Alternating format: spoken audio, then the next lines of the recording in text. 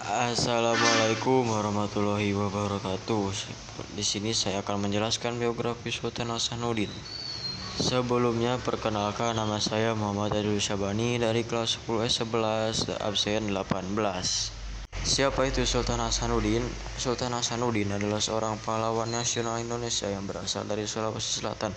Ia lahir pada tahun 1631 dan meninggal pada 1670. Sultan Hasanuddin adalah raja ke-16 dari Kerajaan Goa, sebuah kerajaan yang berpusat di Sulawesi Selatan. Sejak muda, Sultan Hasanuddin telah menunjukkan kecerdasan, ketegasan, dan jiwa kepemimpinan. Ia dididik dalam tradisi Islam dan ilmu kenegaraan, serta memiliki pemahaman luas tentang strategi perang dan diplomasi.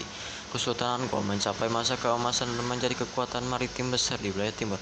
Dan pada masa muda Sultan Hasanuddin itu mendapatkan pendidikan, jadi mendapat pendidikan agama Islam dan juga ilmu pemerintahan, diplomasi, serta strategi militer yang sangat penting dalam konteks kerajaan Goa yang saat itu merupakan kerajaan maritim besar di Indonesia Timur.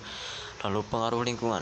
Goa saat itu merupakan pusat perdagangan dan kebudayaan yang sangat maju, yang membuat Sultan Hasanuddin sejak muda berinteraksi dengan berbagai budaya dan pedagang asing, termasuk Portugis, Belanda, dan bangsa lain, dan di latihan militer. Sebagai calon pewaris tahta, ia juga dibekali kemampuan militer sejak muda. Hal ini terbukti ketika ia naik tahta pada usia yang relatif muda, sekitar 23 tahun, pada tahun 1653, menggantikan ayahnya Sultan Malikus Said.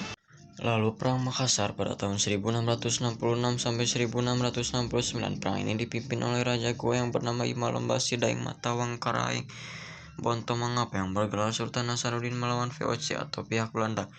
Perang Makassar ini tercatat sebagai perang terbesar yang pernah dihadapi oleh pihak VOC di Asia Tenggara pada abad ke-17. Perang ini dimulai pada tahun 1669 yang bermula karena adanya upaya VOC menghadapi pelaut Makassar dalam mencari rempah-rempahan dari Maluku. Bahkan pihak VOC juga meminta hak monopoli perdagangan. Namun permintaan ini ditolak oleh Sultan Hasanuddin sehingga kontak senjata pertama kali dengan pasukan Spelman terjadi. Kemudian pada pertengahan tahun 1669, pasukan kerajaan Goa terdesak sehingga berlindung di dalam benteng Somba Opu yang sangat kuat. Pihak VOC tidak dapat merebut benteng pertahanan tersebut. Bahkan bola meriam dari pasukan VOC juga tidak mampu menjebol dinding benteng tersebut. Tak kehabisan akal, pihak VOC akhirnya berupaya melakukan pengepungan dan isolasi total terhadap benteng tersebut. Hal ini membuat pasukan Goa menjadi lemah dan terancam mati dalam benteng. Oleh sebab itu, Sultan Hasanuddin terpaksa menyerah dan menandatangani perjanjian di Bongaya. Usai perjanjian disepakati, seluruh rakyat Makassar dan pasukan Goa yang berada dalam benteng Sombawa mulai keluar meninggalkan area benteng. Namun ada banyak dari masyarakat tersebut dihukum mati oleh pihak VOC. Lalu perjanjian Bongaya pada tahun 1667 adalah perjanjian perdamaian yang ditandatangani pada tanggal 18 November 1667 di Bongaya antara Kesultanan Goa yang diwakili oleh Sultan Hasanuddin dan pihak VOC yang diwakili oleh Laksamana Kornel Spelman.